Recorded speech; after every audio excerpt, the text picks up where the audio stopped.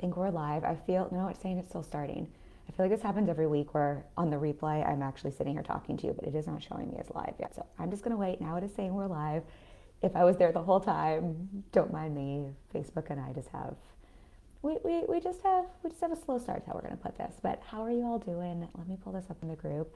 I feel like it's only Wednesday and it feels like it's been a whole month already into February. Um, yeah, I feel like oh gosh, this is just how it's been. I feel like I've started so many live streams this way, but the news the past week has been, I feel like, particularly challenging and hard. At least maybe it's just for me. I know I shared a post on Instagram if you follow me there. I'm a sexual abuse survivor, so I shared a little bit, or I shared actually not a little bit. I shared quite a bit about that. So trigger warning if you go to read that. But I think just between that and the Epstein files and the shutdown and just yeah, what's going on globally. Anyways, I just wanted to see everybody in that. It always feels like I need to name that before we just jump right into like, and now let's talk about how we made an extra 100K last year, which I don't mean to say glibly. I am so proud of that. I'm so happy about that. I want to give you the insight into the mindset, but I don't know, it feels tone deaf otherwise. So just wanting to see you all in that. If anybody, especially for you that post, but if anybody needs space, feel free to DM me. Feel free to use the group to share thoughts around this as well. But let's also talk about business and making money, because I think one of the things we can exert some control over, whether we live in the US or outside the US, is our businesses and making money in our businesses. And I think that is a way that, look, control is an illusion, but that is something that we can use to buy ourselves a sense of choice and a sense of control. And there are just more options for us when we have our own business and we have revenue coming in. And I think that is something that can really benefit all of us. You don't need to want to make millions and millions of dollars, but having a sustainable, profitable business, I think, really does serve you. And I want to be a big voice for, we get to keep doing that and we get to keep having that, and we get to keep showing up for that. And despite what's going on, I think it's also really important that we show up for our businesses. This is like kind of a side tangent, but it's very much on my mind. This is also the week anniversary of when I lost my father 6 years ago. 6 years ago now. Gosh, it's been 6 years. I lost him right before lockdown and COVID. But there's a reason for that, and it's relevant to this money. I remember, so I went home to spend about 3 months with my dad. We thought he was not going to have that much time, and I'm so grateful to my business. I mean, in some ways that is related to the business and just what it gives us, because I was in a place where I had the flexibility to go home, and I had the financial stability where I could lock up my New York City apartment, and I didn't have to give it up, but I could just go home for 3 months and run my business and be by my dad's side. I will forever, ever, ever be grateful for that. The context of this conversation, what I think is important to hear is, I remember having a conversation with my coach and just sort of adopting this mindset of, I'm going to go through this season, and I want to go through this season with having no regrets, right? I don't know. I mean, I was still holding on hope that my dad would be okay, and that he had cancer, that he would beat cancer. I mean, I was working the Delulu on that, and like, we were all in on a positive mindset on that, and knowing the reality of what could also happen, given I think it was like a 70% chance or something was like his statistic for beating it. And the reason I'm telling you this is my mindset was, how do I go through this without having any regrets? And one of the things I remember talking to my coach about that has just really landed for me, I think it's really relevant for us always, whether we're going through, a hard time with one of our parents, or we're going through a season that is challenging with our health, or the world is on fire, or anything like that, is I remember thinking, having no regrets does not mean that I abandon myself completely to whatever is going on, that I lose myself completely to this. And I think it would have been really easy for me to have gone home for 3 months. And I mean, I'm a daddy's girl. Like, my dad was like my person.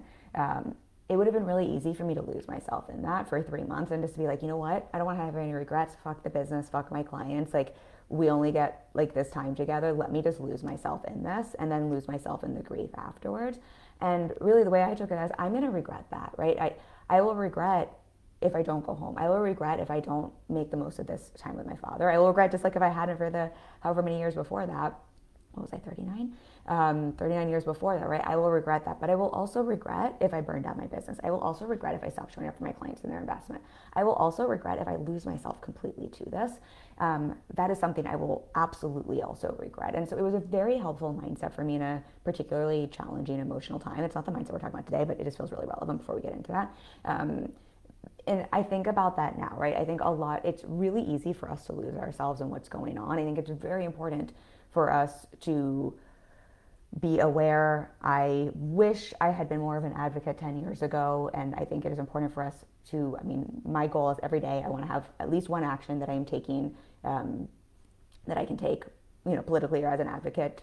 You don't have to do like me, but that's the way I'm trying to think about this. And I know I don't want to have any regrets. And that means I don't want to have regrets in terms of I don't want to bury my head in the sand, but I also don't want to have regrets in that I look back and I'm like, oh my gosh, I just lost myself to this, whether that's emotionally, whether that's in my, I lost myself and didn't pour into my marriage, or whether that means I lost myself and didn't pour into my business. I don't want that either. So I hope that's maybe just a helpful frame or a different way to think about is how can you go through this season and really all of life without having any regrets. And regrets does not, in my opinion, this is my humble opinion, does not mean losing yourself to the thing. So it's a little side note there, but it feels, it feels always important, but it feels especially important. And hey, whoever's coming on, I just gave a little bit of a personal share and message. You can go back and hear the reminder for that. Before we dive in, because I keep forgetting to, I'm doing the worst job promoting next week's masterclass, and I'm really excited about it. I have my signature masterclass, the Simplified Scaling Blueprint. I've taught this for a couple of years, but I've actually gone through and revamped. Some of it's the same, the core of it's the same, but I've actually revamped it quite a bit, and this will be a great segue into our live stream. So it used to be 5 components. I've made it 7. I've actually changed the teaching quite a bit. So even if you've come before, I would invite you to come again. Plus, I think it's one of those things. These are the components that have helped me scale. I've grown my business to over $2 million.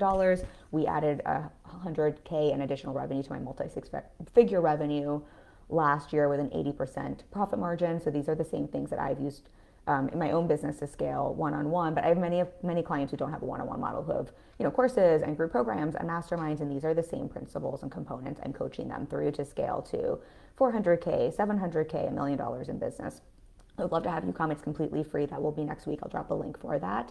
And if you show up live, we will give you, I'm revamping, we have an audit you can use to personalize this to your business so you can really see where your biggest opportunities are, your levers to scale your business.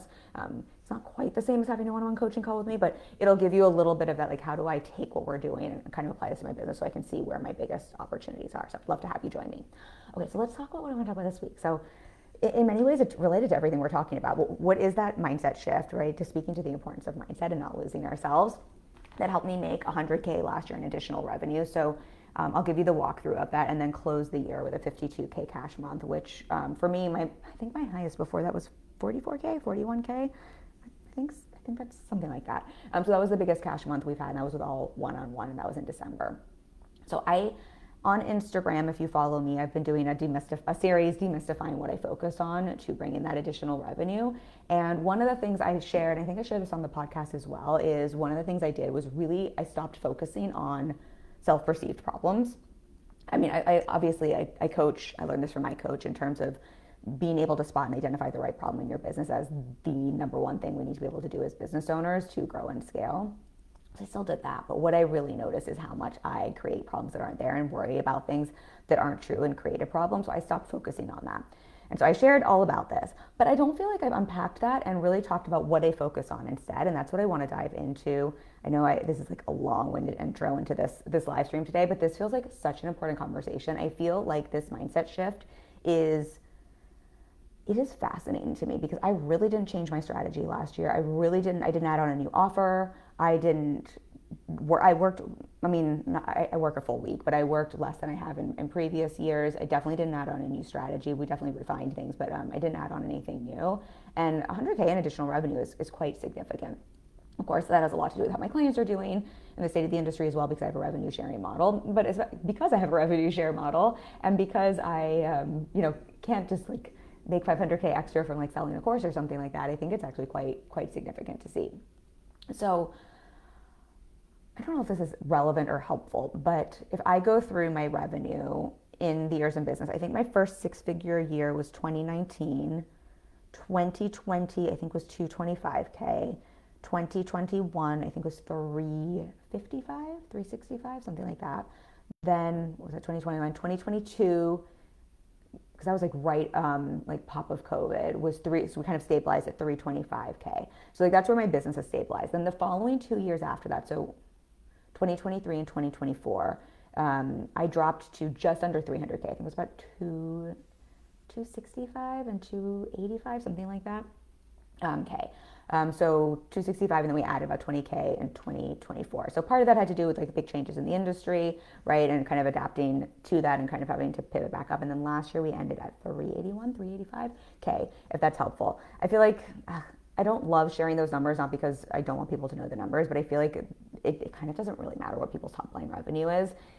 My top line revenue means kind of F all, because every business is so different, and I'm always so much more interested in what's your profit margin, how much are you paying yourself. So I take home 80% of that, right? So I take home the same, if not more, than peers and clients of mine who are making, which isn't bad or wrong, it's just the difference in profit margins and models, who are making 500K, 700K, 800K, even $1 million per year. They're definitely people who are making $1 million per year who are only taking home, like, let's say 200K, and we take home over 300K in profit.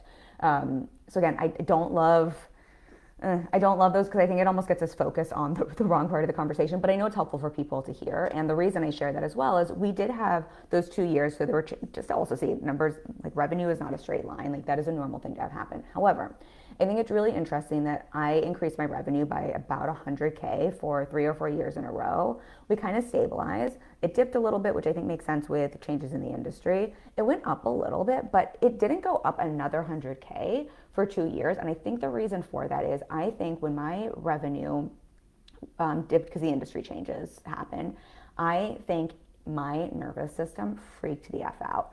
And so I've shared this in many ways, and if you read my post, you know one of my capital T traumas, but I have, trauma in different ways. And one of my things with money is very much where I derive a sense of safety from. It's a false sense of safety, but I derive safety from that. And so a lot of my money stuff comes back to safety. And I think this is true for a lot of us. I'm also the breadwinner of my family, or I'm my primary breadwinner. I retired my husband. So we live in New York City, right? Like the financial responsibility in our household is on my shoulders. So that ties into it as well. We don't need to like unpack all of my stuff, because we've talked about it in different ways. That's not so much the point. But what the point is I think I wasn't like jacked up, like anxious, but I think it just spurred my like self-protection mode. And so in 2024, this is what I shared in the podcast. I actually, at the end of the year, I do an exercise where I review all of my pre-session forms with my coach. And I went through all of them, and it was just like, you couldn't unsee this. And what I saw is that at the top, I was celebrating, I just booked 5 clients. I had just had a big month, everything. Like, here are all my wins. Here are all my leads. We're starting ads. Like, these things are all going well. And then where I was like, sort of like what's on my mind or what I wanted support with, it was me freaking out about something like 3 months down the road. I had a client spot opening up in 2 months, and like, what if I didn't fill it? Or I like could see my projected revenue or whatever, like was not as high. Whatever it was like basically some sort of like future, something that hadn't happened yet, and me freaking out about it. So we talked about all of this, and like basically in 2025, last year, I was just like, no more. We are not fucking focusing on that. Like, we're not even allowed to talk about open client spots. Also, I tell my clients this all the time. Like, sometimes we have to sometimes we say the things we also need to hear, but I remind my clients with a one-on-one business, it is just so normal to have one-on-one spots open up. So there's that aspect of it. But I also just took this mentality of, and hopefully my jewelry is not going against the mic, but I took this mentality of like, I'm just not even allowed to talk about that. If it's not a real problem to solve in my business, it's just not a problem. And we're just not going to, like, it's just not even a thing. And so I was like, nope, not a thing. Like, this isn't even a problem. I'm just not going to pay attention to it, so that I could focus on what my business needed. But the shift I made, and I think this is the shift that when I look at my business, the years that my revenue really increased by, like, where we did scale by 100K, where it kind of stabled out, and then like last year where we scaled again, I think the really big shift comes down to game theory. So I don't know if you know this at all. If you're a client of mine, you know I like love to talk about this. But game theory is essentially, I'm also like my husband, I play board games like fucking nerds. He has like 200 something like complex board games, and I really like to win. They're all strategy games, so it also just makes the strategy side of my brain very, very happy. Though I hate learning the rules, but anyway, that's a side tangent there and a side note. But game theory is essentially the difference between, are you playing to win or are you playing not to lose? And I'll give you some examples here, but I think this right here is the difference between a CEO mindset and someone who is like, I'm going to scale my business, and someone who is going to coast or watch their income go down or watch their income stabilize. It is just really that different. That different. Am I playing to win or am I playing not to lose? Those 2 years where, so the year my revenue stabilized, I think that was just a correction from, I think it peaked because of post-COVID. And I think now it's gone up again, but now I think it's gone up because of mindset and changes and like experience and because of revenue share. I think it was sort of like not a false inflation like post-COVID, but I think that was like everybody's business blew up then. So, but those other 2 years it went down. If I'm really honest there, like the first year I noticed in industry changes, I don't think I don't know. We could make the argument that my business could have changed. A lot of people went out of business. So maybe I was playing to win that year. I actually don't remember. But I know for a fact in 2024, I was playing not to lose. I wasn't playing to win. I was not running at my business playing to win. I was not like, how do we make things happen? Like, I'm going to book some clients. I'm going to make some money. I was like, how do I protect myself? Because I think the year before freaked me out. I think that, and that is just a normal response. And when I made that shift after seeing those things in the form, like, yes, I shifted what I focused on, but I also shifted from playing not to lose to playing to win. I'm going to give some examples of this so this concept lands more, because I think it's one of those super simple concepts, but like we could just use, I don't know, I always need like lots of examples. But again, I just don't think anybody playing a big game in business who's making 7-8 figures is playing not to lose. I said this to my coach. I was like, anytime I play not to lose, I lose. When I play board games with my husband, I'm not like the most risk-taking game player, but I'm very, very strategic. When I play with him, when I play not to lose, there's a game I play with my stepson and my husband, and it's very risk. You kind of like have to be willing to like push your luck. They always beat me because I play not to lose, and they play to win. When we play a strategy game where I'm like, I know exactly how I can win this, I almost always win, but that's because I'm playing to win. I see this happen in the gym all the time. The difference between like, am I playing not to lose, like to get through a workout, or am I playing to like crush this and go after my PR? Y'all might not be football players, or you're definitely not football players. You all might not be football fans, but I think this is a really great example. The national championship for college football. Hang with me, because this is, even if you're not a football person, my college, or my alma mater, I should say, played my husband's alma mater, Indiana, in the national championship. So it was very fun because we got to play and watch together. And Indiana historically just has, I don't know if they've ever been to the national championship, or it's been like a gazillion years. And so they were not expected to win, even though they were undefeated. So I think that's just an interesting thing, like how they're undefeated. Miami's not undefeated, but like there's just Miami has such a reputation of winning, and we've won the national champ before. But they have a coach who, first of all, his mindset, Coach Cignetti, Google him. He's literally on record when people are asking him about like, you know, like how does he think he's going to turn around this team and things. He's in an interview and he literally says, "I win. Google me." He has that level of confidence. But even there, you can see his mindset is, I play to win and I win, not I play defense and I play not to lose. And so when the national championship happens, I think one of the really interesting things to see is there were a couple of key moments in the game. Again, whether you like football or not, there's just a couple of key moments where they had a timeout and they had to make, Coach Cignetti has to make a gameplay decision in terms of what strategy they're going to run. And the strategy he chose, just from a business coaching perspective and a strategic perspective, because I think we forget how much sports are also strategy and mindset as much as they are the athletic ability. So I'm always watching from that lens. And so there was lots of mindset in terms of how Indiana's mindset was. They were just so neutral. It was really interesting. Miami was not neutral, and we made a lot of F-ups, and I think that's part of what cost us the game. And Indiana played to win, and they played strategies to win. So there were a couple key moments in the game where if you were playing not to lose, the smart play to make would have, it doesn't even matter, but like it would have not been to go basically for like throwing the ball to make a touchdown. But they were playing to win. And so Coach Cignetti, or it was like making a field goal or whatever the thing is, but it wouldn't have gotten them as many points. So Coach Cignetti makes the play, which is to really go for the thing that is, we're not playing not to lose this game. We are playing to fucking win. And so not only did they pick that play, but they executed well because of their mindset, right? And so they ended up winning the national championship, and it was such a close game. I think both teams were probably playing to win, but I think that is how they played their whole season. This was a team that had players who the quarterback had auditioned, tried out for Miami's team, and was only selected as a walk-on player, meaning they weren't even like gonna play. That was the starting quarterback who ended up winning the Heisman Trophy for Indiana.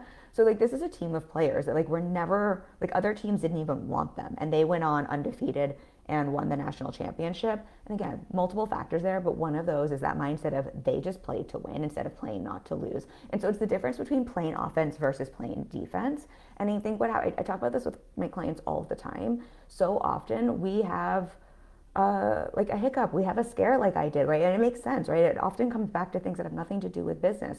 I was just talking about this with a client yesterday. She had a really challenging situation with a client, and it really threw her. Like, we'll have a wobble, whatever the thing is, but what it'll do is it will put us into defense mode, right? That is how our brains work, right? We are not wired for success, we are wired for survival. And so we will go into self-protection defense mode. But then we are, as CEOs, running our business from defense. We are running our business not to lose, right? We're running our business from a place of like, how do I make sure I stay safe?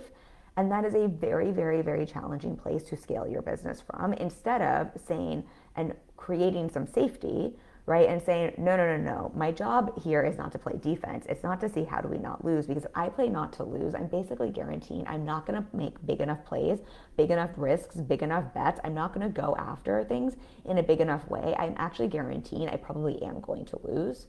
I need to play to win.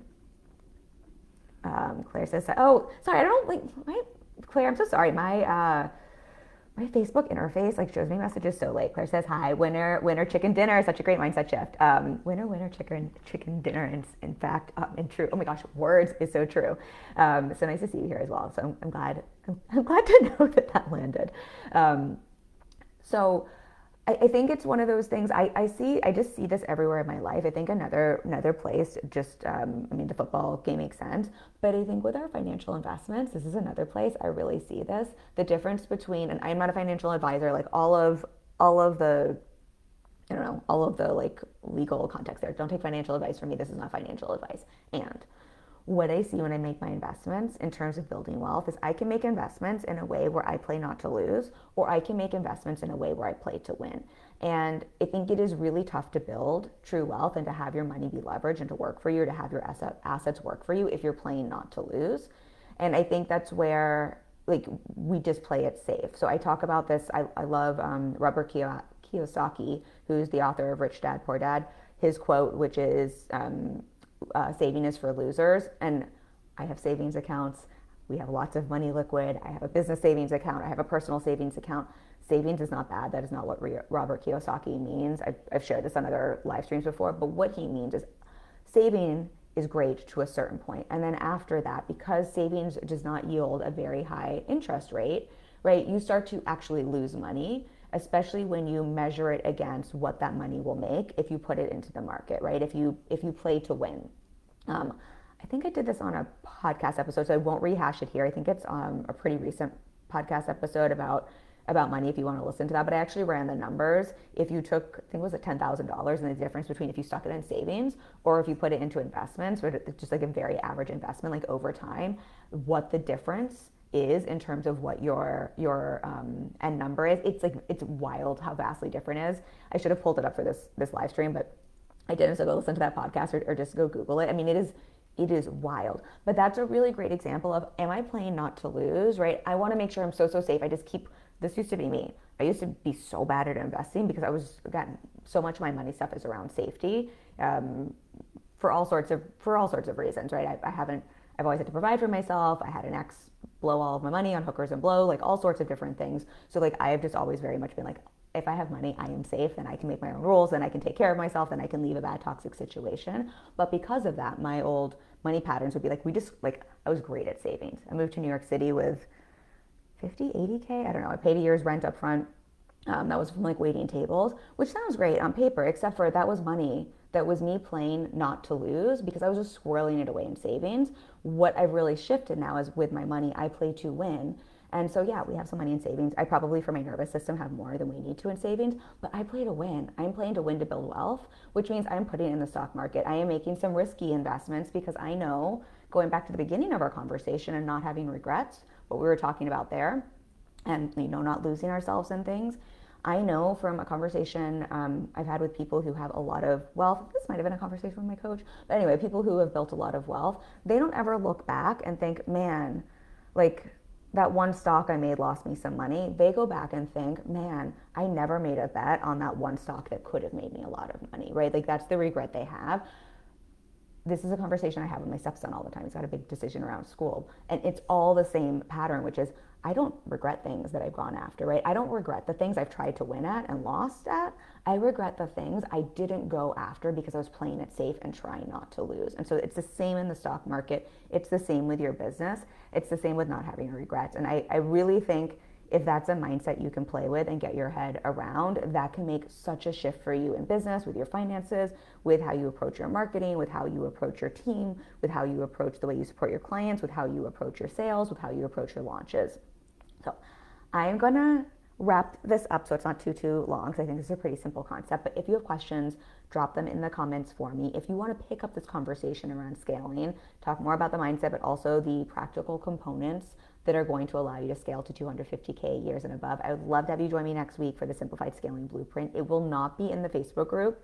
I'm hosting it on Zoom, so it can be a little more intimate.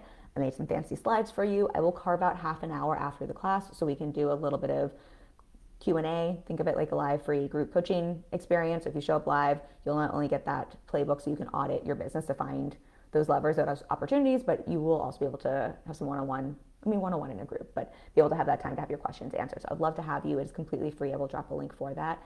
And then the week after, you'll be making an announcement about some changes in the business. Don't worry, my one-on-one's not going anywhere. This group isn't going anywhere, but I do still have some fun changes, but I told myself I would wait until after the live or after the masterclass to tell you. Though if you listen to the podcast episode dropping on Monday, you'll be able to figure out what I'm announcing. All right. I love you all so much. I hope this was helpful. Play to win, not play not to lose. It makes all of the difference in the world. It sounds like it's the same thing. Like I feel like if we're playing a game, we're like, of course I want to win. But there really is such a different approach of, am I charging at this to win, or am I playing defense and trying not to lose? And it will shift the way in which you approach your business, the way you think as a CEO, and the results you get, and even the results you miss. I never regret the things I go after and that I go after to try to win. Like I never regret a workout where I'm playing to win and leaving on the floor, and I don't. I regret when I know I was playing not to lose and I had more in the tank. Same in business, right? I'm never mad at myself for going after something and it not working out. I'm always going to regret when I'm like, oh, I was just playing it safe so that I couldn't lose. All right, you all get the point. I hope you will play with this mindset. Reach out if you have questions. I hope to see you in the masterclass next week, and I love you all so much. Bye.